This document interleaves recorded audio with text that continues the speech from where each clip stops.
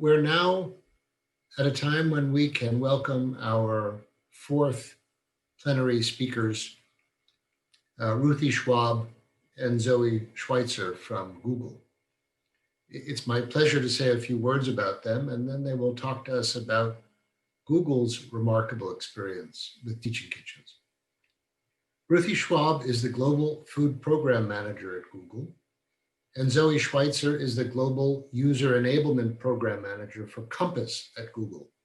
Compass is the group that delivers the food to Google. Google has been a thought leader and a pioneering presence within the Teaching Kitchen community for more than a decade, and even before the Teaching Kitchen Collaborative was founded. It was one of the founding corporate members of the collaborative and has been contributing ideas, innovations, and aspirational goals ever since. Ruthie and Zoe will speak to us about Teaching Kitchens at Google and what they call learnings from this decade of experimentation, which can inform the use of Teaching Kitchens in the work environment nationally, and I would dare say globally, because they have experience using Teaching Kitchens all over the world. Please join me in welcoming Ruthie Schwab and Zoe Schweitzer. By the way, they will join us by audio, but you'll see them in the video first. Thank you. Good morning and afternoon. My name is Ruthie Schwab, and I'm representing the Food at Google team. And my name is Zoe Schweitzer, and I'm representing the Compass at Google team. And together we manage our global Teaching Kitchen program, as well as other food educational programs for Google employees around the world. And we're excited to talk with you all today about Google as a broader case study for corporate food education. So we'll share a quick overview first of the overall food program at Google and the role of Teaching Kitchens within it. And we'll also provide a snapshot of what our Teaching Kitchen program looked like at the end of 2019, pre-pandemic. And those topics will then help inform what we're most excited to share, which is how we've been reinventing our program to take a digital-first approach. You might be wondering, why does Google offer food at work to begin with? There are four main goals that the food program seeks to achieve for Google overall, and that Teaching Kitchens help us achieve for that program. The first is to enable productivity and performance for employees. So if they're eating better, if they're making better choices around their well-being, then that will translate into work. The second is around supporting culture and the Googliness that the company is known for. The third is team-specific goals. And the fourth is to attract and retain top talent. These four goals really inform our overall mission as a food program at Google to inspire and enable the Google community to thrive through the food choices and the experiences that we offer. So pre-pandemic, business as usual was almost 300,000 meals a day provided to nearly 200,000 individuals. And we were doing that across almost 300 cafes across more than 50 countries, thanks to nearly 10,000 associates from our 46 food service partners. And as you can see, our 11 built-in Teaching Kitchens are part of this overall program, as well as 34 pop-up Teaching Kitchens. So within the overall scale of the program, Teaching Kitchens have a small but mighty part to play. The food offerings at work encourage people to make better choices through the menu offerings we provide, the layout and the design of our food spaces, all the way down to how we actually present and communicate about the food choices. And while we can't influence through these more direct levers beyond the office, the Teaching Kitchen program and the other educational offerings we provide can help encourage people to make better, more informed choices outside of the office by impacting how much they know about the food system, what skills they have, and whether they have good inspiration and motivation to make better choices outside of work. So in this way, we can carry forward a lot of the values that the food program shares with its users in the office out to them throughout their day-to-day life, and even further to their friends and family in sort of a virtual ripple effect. So that's an overall understanding of the food program at Google. And now we wanted to share a snapshot of the Teaching Kitchen program as it stood at the end of 2019. So Teaching Kitchens are, I've mentioned a couple of times, are part of a broader collection of programs that we provide users. The others focus more on food production, on engaging guest speakers on topics spanning the broader food system.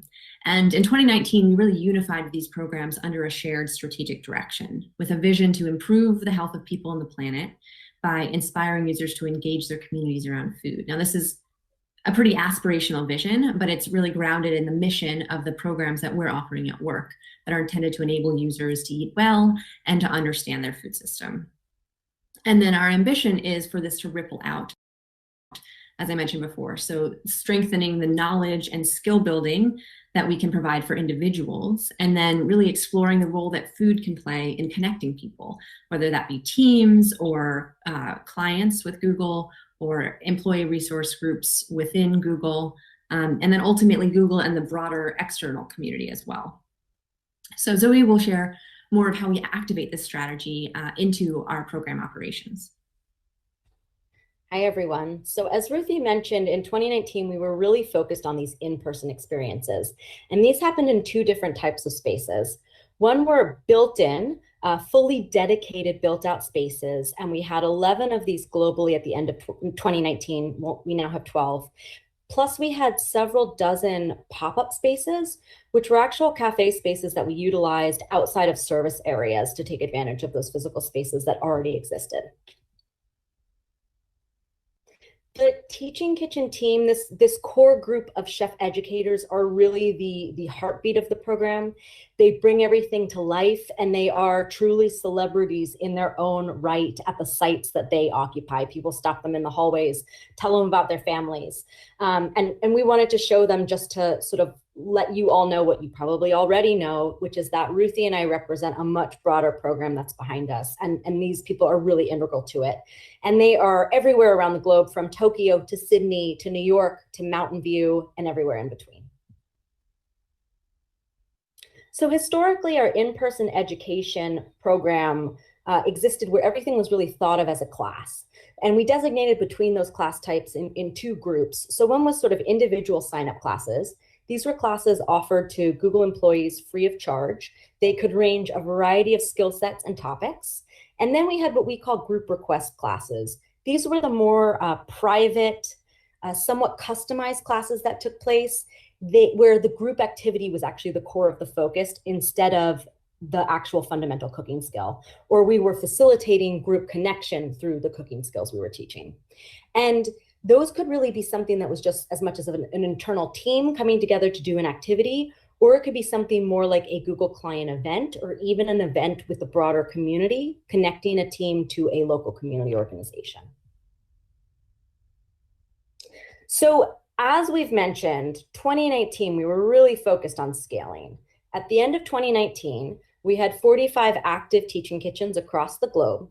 We had reached almost 20% of the Google workforce, which we were extremely proud of, but also knew that there were more people to get to. And as you can see here, there's a 98% satisfaction rating that I want to call out, just to really signify that this is a beloved program in Google. People, they love it, they appreciate it, they know how special it is. They're really over the moon about it. So to try to get into some other sort of understandings about the program, other places we end up at the end of 2019 were things like fill rate and no-shows, to help us really understand our operational achievements. Because many of these classes took place in fully built out spaces, we want to make sure we're having full utilization, right? So that's the fill rate that you see here. And the other thing we really paid close attention to is this no-show rate, which you can see is extremely low at 13%, especially given that this is a workplace offering. So these classes are usually taking place during the workday. And as we all know, last minute meetings come up and are part of the regular working world. So it will always be a critical sort of part of the world that we're in. And now I'm going to pass it back over to Ruthie to talk about what happened once everyone started working at home. Now that we've shared a snapshot of what our program looked like pre-pandemic, we can share a bit more about how the onset of COVID accelerated the need for us to reinvent ourselves and to take a digital first approach. So when Google moved initially to mandatory work from home, the food team started hearing from a lot of people. Internal communication channels were flooded with questions about food. from parents, recent college grads, people quarantining alone. People were just not used to planning and preparing multiple meals for themselves every day. Now, this must sound a bit strange for people outside of Google, but internally it was a new and really significant pain point.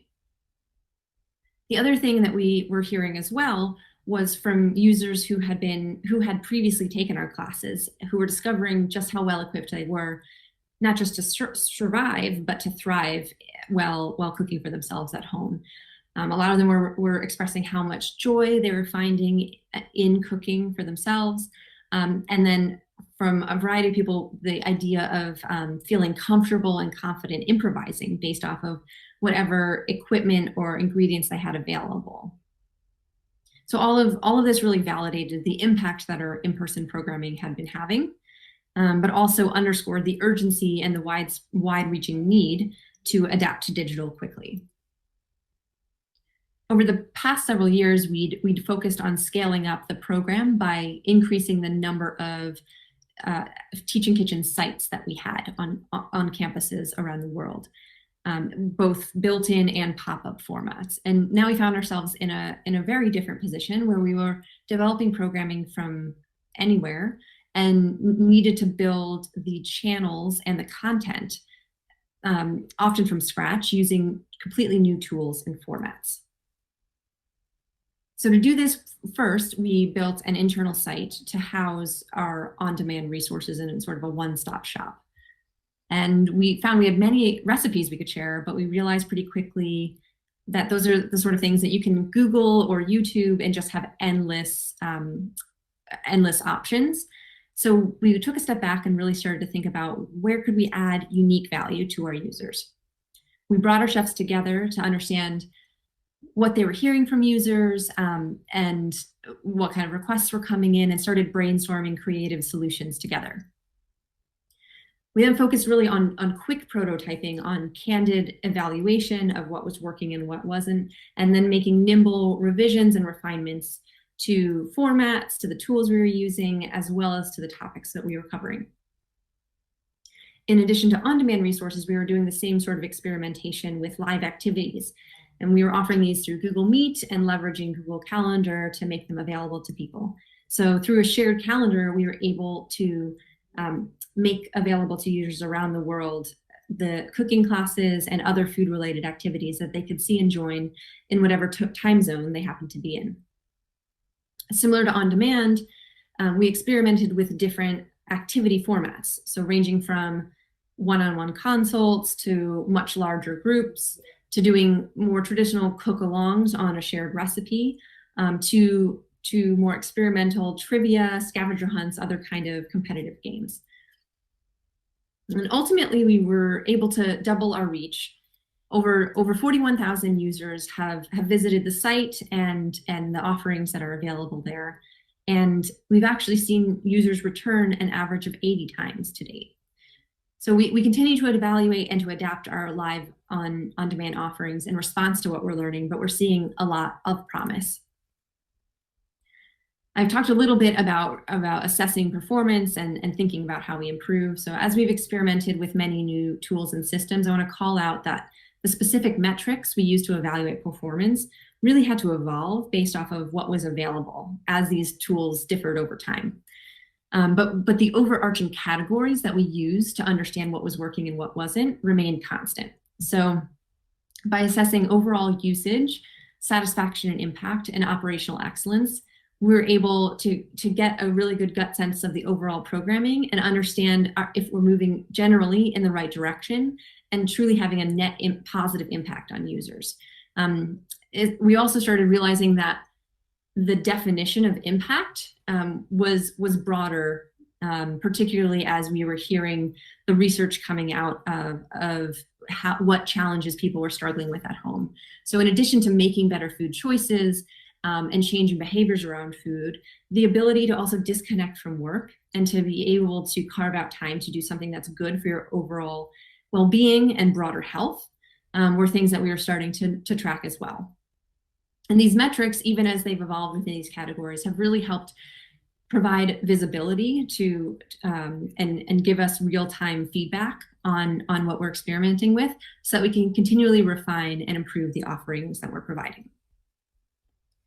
So COVID has represented a really challenging time for a lot of people all over the world, not to mention really representing global devastation and loss.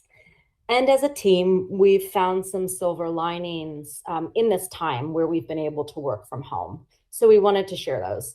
So the first thing is that the digital environment has really allowed for more accessibility and flexibility. So no matter where people are, how they're choosing to engage with programming, they now have a wider variety of formats available to them, more opportunities to get involved, and more flexible ways to get involved. We've also been able to work across sites and our partners like we never have before.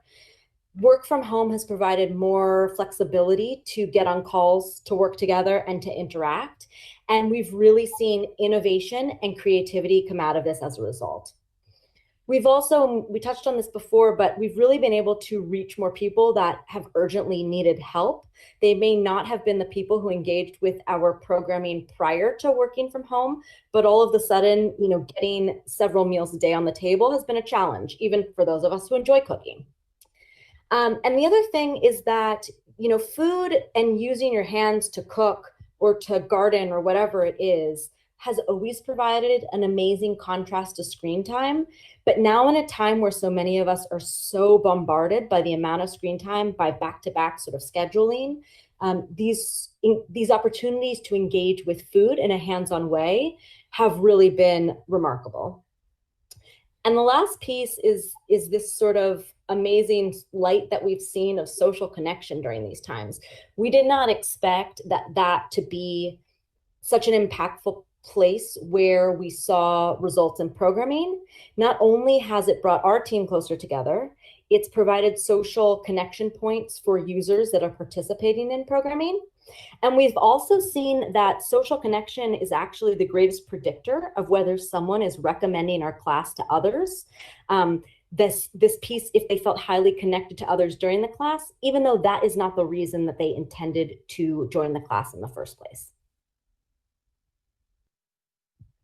To ensure that we make the most of these silver linings and bring forward the best of digital and in-person programming once it's safe to do so, there have been a few areas that we really want to lean into that we'd like to share.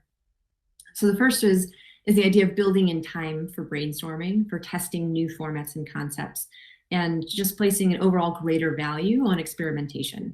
And previously, we've been so focused on scaling that we've missed some potential opportunities to try new and maybe better ways of delivering programming.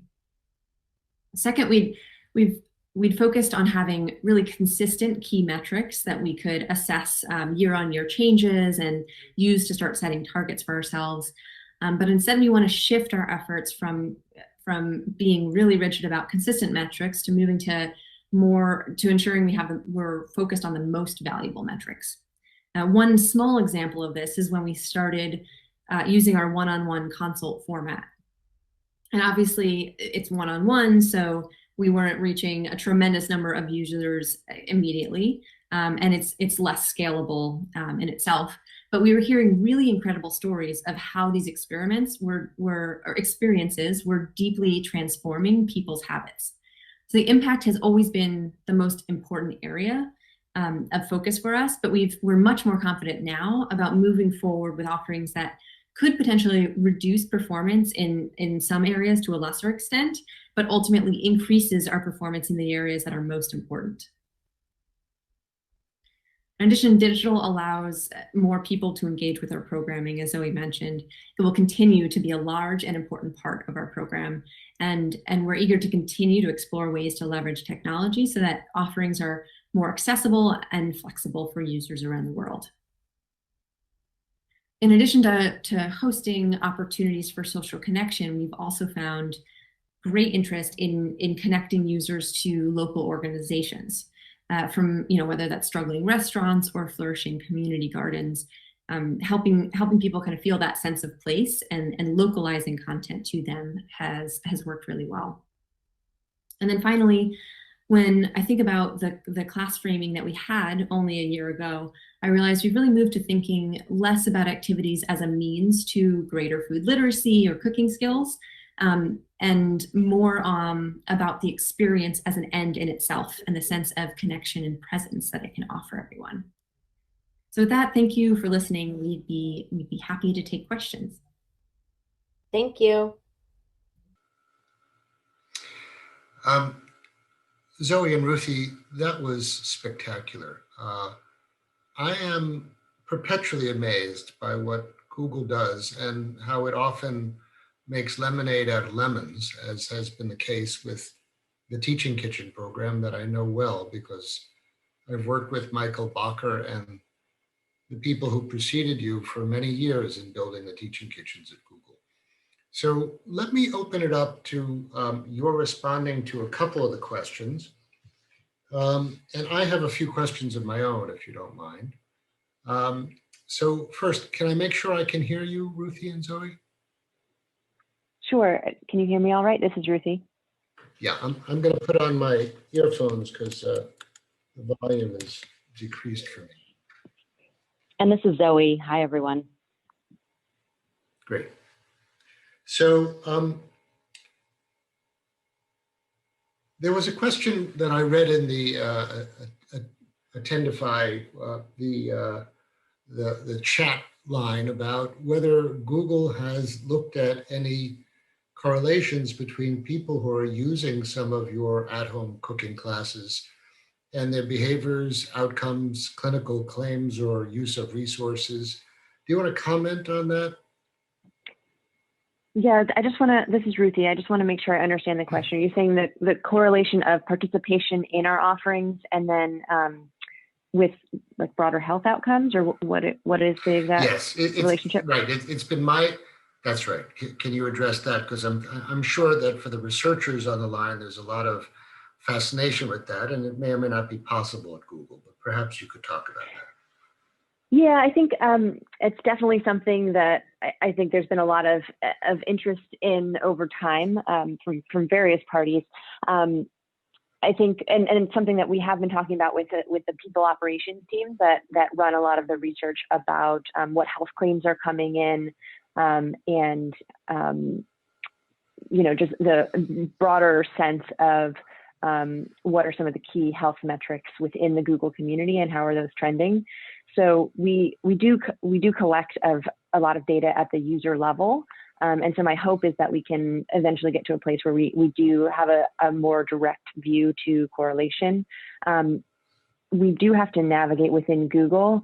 There is the utmost focus and priority on user privacy and security of data. So at this point, we aren't able to make those direct correlations through the data sources for a variety of reasons that relate more to privacy and security.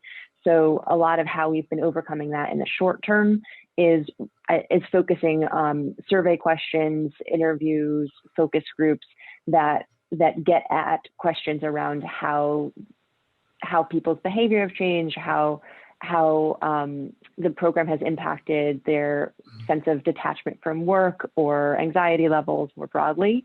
But and I hope longer term that we'll be able to make the kind of more quantitative connection between data sources. Got it.